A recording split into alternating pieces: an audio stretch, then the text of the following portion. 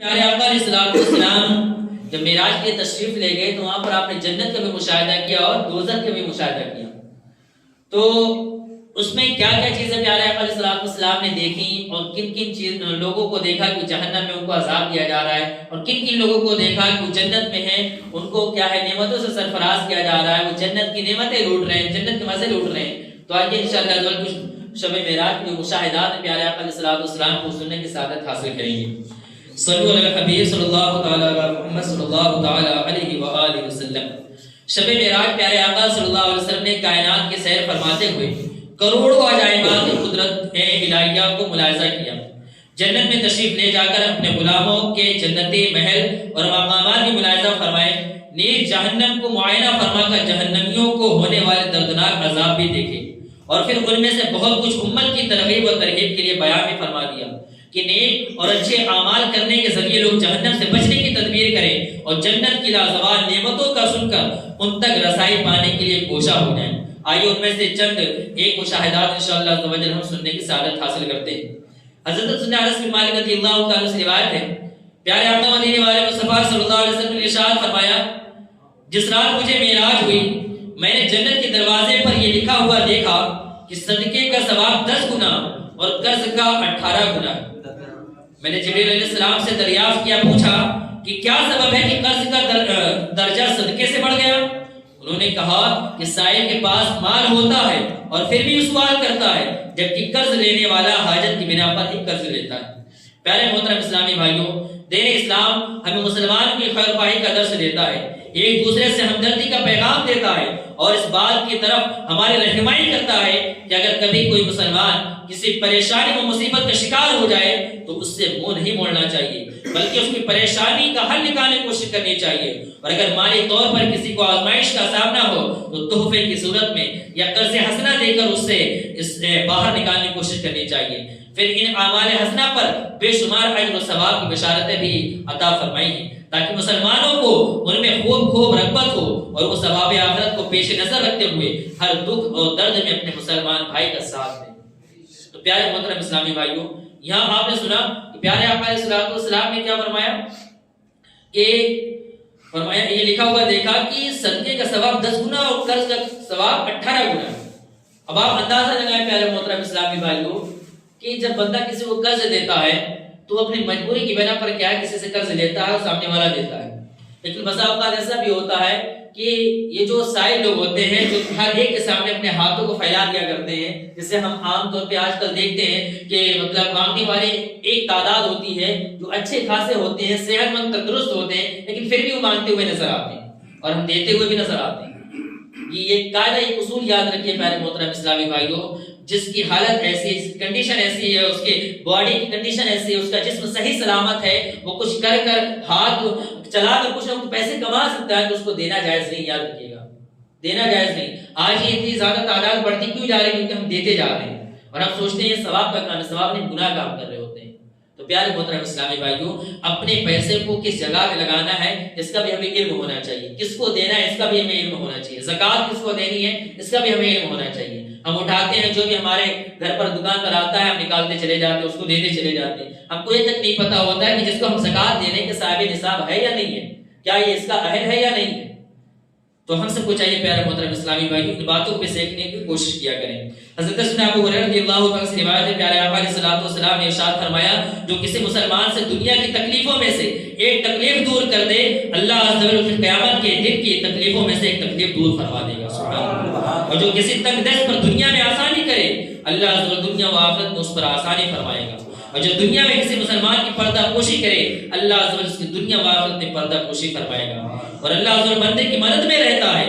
حضور علیہ السلام ارشاد فرماتے ہیں, واللہ فی عون العبد ما کان العبد فی عون اخیہ, اللہ تعالیٰ بندے کی مدد کرتا رہتا ہے جب تک کہ بندہ اپنے بھائی کی مدد میں رہتا ہے. جب تک ہم ایک دوسرے کے اپنے بھائی کی مدد کرتے رہتے ہیں تو ہماری بھی مدد ہوتی رہتی ہے. آج دیکھیں پیارے محترم اسلامی بھائیوں, ہمارے جو دوست ہوتے ہیں, ہمارے احباب جو ہوتے ہیں, ہم دور نہ جائیں, اپنے رشتہ داروں کو دیکھیں, ہم اپنے خاندان کے اسلامی بھائیوں کو دیکھیں, بیچارے پریشان ہوتے ہیں لیکن ان کی پریشانی کا حل نہیں نکالتے, ان کی پریشانی کو حل کرنے کی طرف نہیں قدم بڑھاتے. پیارے محترم اسلامی بھائیوں, مسلمان کا خیر خواہ ہوتا ہے, اس کی بھلائی چاہتا ہے, تو ہم سب کو یہ چاہیے پیارے محترم اسلامی بھائیوں، ہم دیکھیں اگر ہمارا کوئی مسلمان بھائی پریشان ہے، چاہے وہ پیسوں کے اعتبار سے پریشان، کسی اور چیز کی وجہ سے پریشان، اس کی پریشانی حل کرنے کی کوشش کرنی چاہیے۔ اگر دنیا کے اندر ہم کسی مسلمان کی پریشانی کو دور کریں گے تو اللہ تعالیٰ قیامت کے دن ہماری پریشانی کو دور فرما دے گا۔ اسی طرح پیارے آقا علیہ الصلوۃ والسلام نے جنت میں آپ صلی اللہ علیہ وسلم موتیے سے بنے ہوئے گنبد نما خیمے ملاحظہ فرمائے جن کی مٹی مشک تھی۔ آپ صلی اللہ علیہ وسلم نے حضرت جبریل علیہ السلام سے دریافت فرمایا، لمن ھذا یا جبریل، یعنی اے جبریل یہ کس کے لیے ہے؟ عرض کیا، اے محمد صلی اللہ علیہ وسلم یہ آپ صلی اللہ علیہ وسلم کی امت کے ائمہ اور مؤذنین کے لیے، آپ صلی اللہ علیہ وسلم کی امت کے ائمہ یعنی امامت کرنے والے ائمہ کے اور مؤذنین اذان دینے والوں کے لیے۔ سبحان اللہ عز و جل، رضا الہی کے لیے اذان دینے اور امامت کرنے کی کیا خوب فضیلت ہے کہ رب تعالیٰ نے ان کے لیے جنت میں موتیوں سے بنے ہوئے خیمے تیار کر رکھے ہیں۔ اللہ عز و جل ہمیں بھی توفیق عطا فرمائے۔ آئیے اس بارے میں مزید روایت ملاحظہ کرتے ہیں۔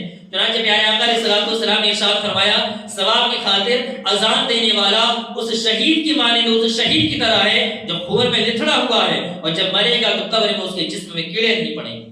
پیارے محترم اسلامی بھائیو، اذان دینے کی بہت بڑی فضیلت ہے، بہت زیادہ فضیلت ہے۔ یہاں تک کہ حدیث پاک میں آتا ہے جس کا مفہوم ہے کہ اگر لوگوں کو پتہ چل جائے کہ اذان میں کیا ہے تو ان کے درمیان کیا تلواریں چلنا شروع ہو جائیں، یعنی کتنا زیادہ ثواب ہے ایک دوسرے لڑنا شروع ہو جائیں کہ اذان میں دوں گا۔ اور اسی طرح پیارے آقا علیہ السلام نے ارشاد فرمایا، جس نے 5 نمازوں کی اذان ایمان کی بنا پر ثواب کی نیت سے کہی، اس کے جو گناہ پہلے ہوئے ہیں معاف ہو جائیں گے، اور جو ایمان کی بنا پر ثواب کے لیے اپنے ساتھیوں کی 5 نمازیں میں امامت کرے اس کے پچھلے گناہ معاف کر دیے جائیں گے۔ سبحان اللہ۔ پیارے آقا علیہ السلام نے چند بلند و بالا محلات ملاحظہ فرمائے جن کے بارے میں پوچھنے پر حضرت جبریل علیہ السلام نے عرض کیا کہ یہ غصہ پینے والوں اور لوگوں سے عفو درگزر کرنے والوں کے لیے ہے، اور اللہ عز و جل احسان کرنے والوں کو پسند فرماتا ہے۔ سوچے پیارے آقا علیہ السلام نے کیا ہے بلند اور بالا محلات کو ملاحظہ فرمایا۔ جبریل علیہ السلام نے عرض کی، یا صلی اللہ علیہ وسلم کی امت کے وہ لوگ جو کیا غصہ پینے والے ہیں، لوگوں سے عفو درگزر کرنے والے ہیں، اور اللہ عز و جل ان کے لیے اور اللہ عز و جل احسان کرنے والوں کو پسند فرماتا ہے۔ اب آپ سوچیں پیارے محترم اسلامی بھائیو، پیارے آقا علیہ السلام نے شب معراج جب جنت میں ایسے لوگوں کو ملاحظہ فرمایا کہ جن کے یہ کیا ہے نیک اعمال تھے، گزر کرنے والے تھے، وہ لوگوں کو معاف کرنے والے تھے، تو ہم سب کو بھی کوشش کرنا چاہیے پیارے محترم اسلامی بھائیوں، ہم ایک دوسرے کو معاف کرنے کی کوشش کریں۔ اگر کوئی ہم سے کیا ہے ہم کو کوئی تکلیف پہنچ جاتی ہے کسی کے ذریعے تو یہ بھی یاد رکھیں پیارے محترم اسلامی بھائیوں، آج اگر ہم اپنے کسی ماتحت پر کیا ہے غصہ دکھاتے ہیں، کسی ماتحت کو ہم ڈانٹ پھٹکار لگاتے ہیں، مثال کے طور ہمارے ماتحت ہمارے بیوی ہے، ہمارے بچے ہیں، ہمارے اگر ہم سیٹ ہے تو ہمارے دکان کے یا ہمارے فیکٹری کے ملازمین ہیں، اگر ہم ان پر غصہ دکھاتے ہیں کہ غلطی کی وجہ سے، اگر آج ہمارا کسی پر قابو ہے، کسی کو غصہ دکھا دے رہے ہیں، کسی کو مار دے رہے ہیں، کسی کو گالی دے رہے ہیں، تو یاد رکھیے پیارے محترم اسلامی بھائیوں، ایک ذات ایسی بھی ہے کہ جس کا ہم پر بھی قابو ہے، وہ اگر انتقام لینے پر آئے تو پیارے محترم اسلامی بھائیوں ہم کہیں کے نہیں رہیں گے۔ ہم اتنے گناہوں میں لتڑے ہوئے ہیں، سر تاپا گناہوں میں ڈوبے ہوئے ہیں، لیکن اللہ تعالی ہم سے عدل نہیں فرماتا، اللہ تعالی ہمیں مہلت پہ مہلت دیتا چلا جا رہا ہے کہ میرا بندہ اب نیکی کی طرف آ جائے، اب نیکیاں کرنے لگ جائے، لیکن ہم ہیں کہ گناہوں میں ڈوبتے ہوئے نظر آتے ہیں، ہم لوگوں پر غصہ نکالتے ہوئے نظر آتے ہیں، معافی تلافی کی کوئی صورت ہی نہیں نکالتے پیارے محترم اسلامی بھائیوں۔ یاد رکھیے پیارے محترم اسلامی بھائیوں، کتابوں میں لکھا ہے کہ جب بندے کو غصہ آتا ہے، جب بندے غصے کی حالت میں ہوتا بندہ، تو شیطان اسے اس طرح کھیلتا ہے جس طرح بچے کیا ہے گیند سے کھیلتے ہیں، جس طرح بھی پیر مارتے ہیں، جدھر بھی مارتے ہیں وہ گیند ادھر چلی جاتی ہے۔ اسی طرح پیارے محترم اسلامی بھائی شیطان جو ہوتا ہے نا، جو بندہ غصے کی حالت میں ہوتا ہے اس کے ساتھ اسی طرح کھیلتا ہے۔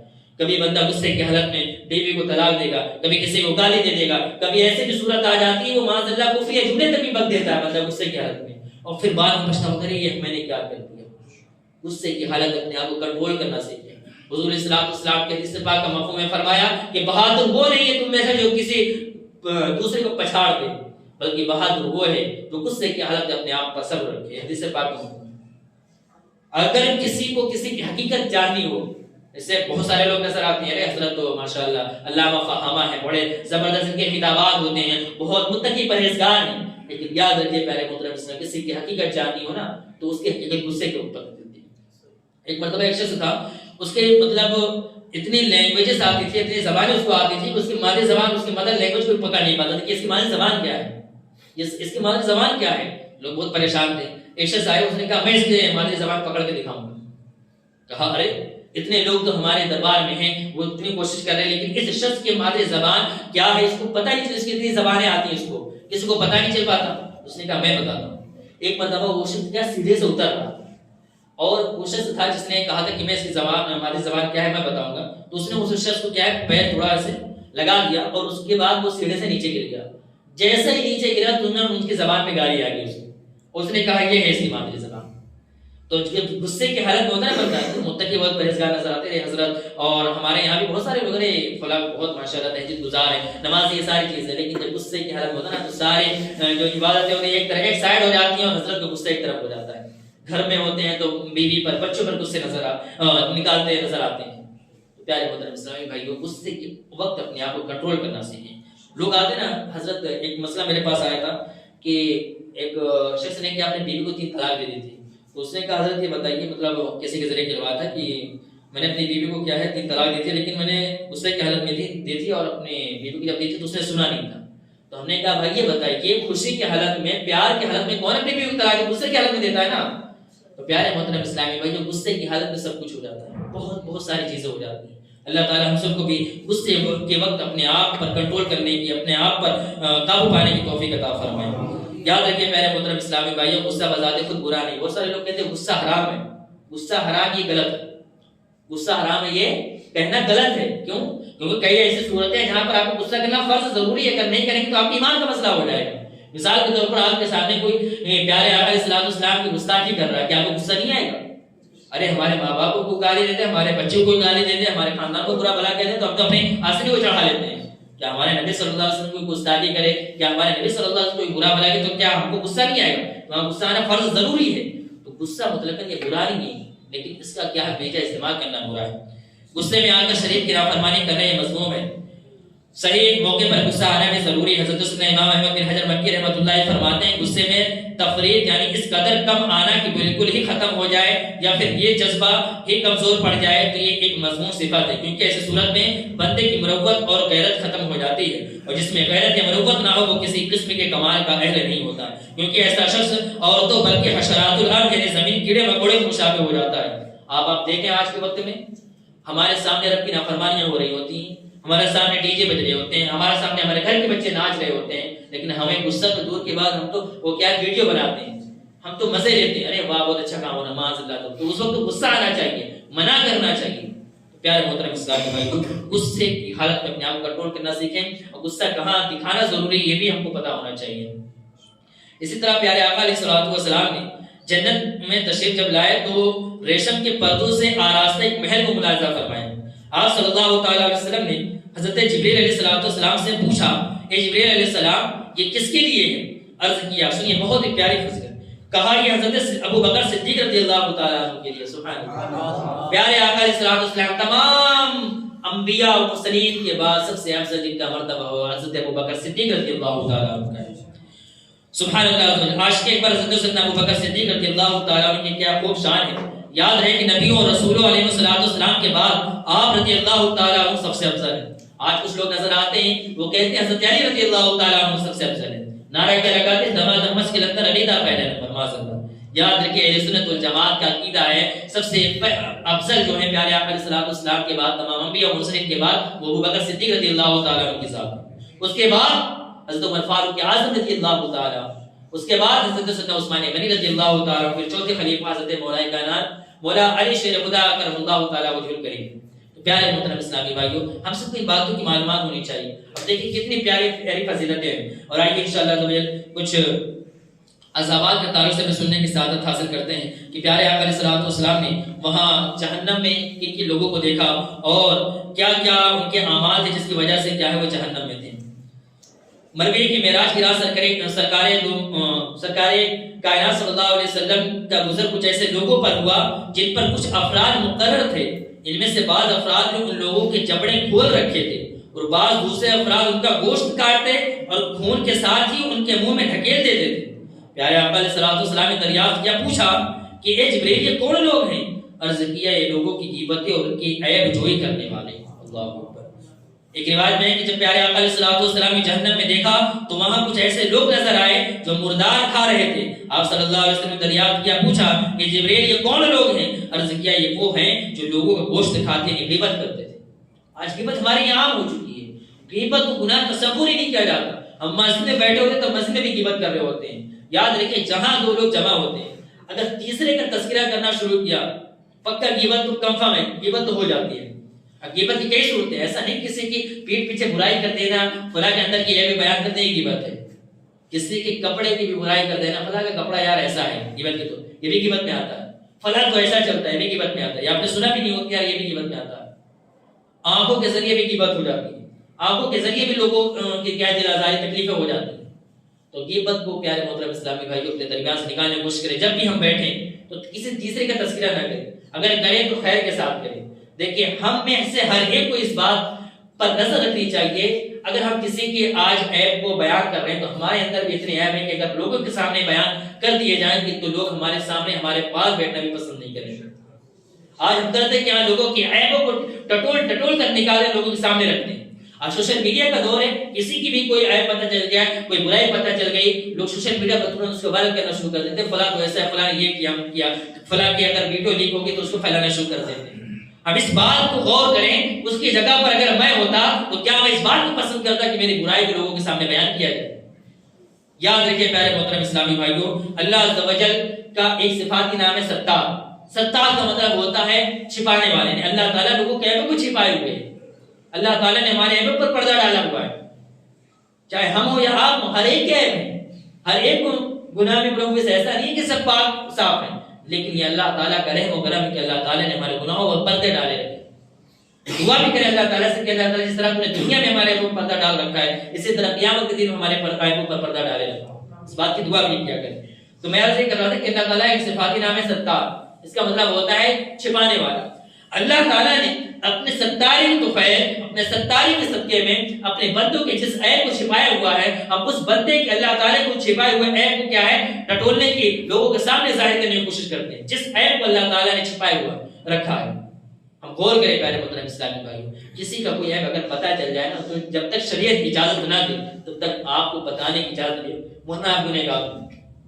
تو پیارے محترم اسلامی بھائیوں, ہم سب کو چاہیے کہ پیارے آقا علیہ الصلوۃ والسلام کی بتائی ہوئی باتوں پر عمل کرنے کی کوشش کریں. اور بھی بہت ساری چیزیں پیارے آقا علیہ الصلوۃ والسلام نے جنت میں دوزخ میں ملاحظہ کی.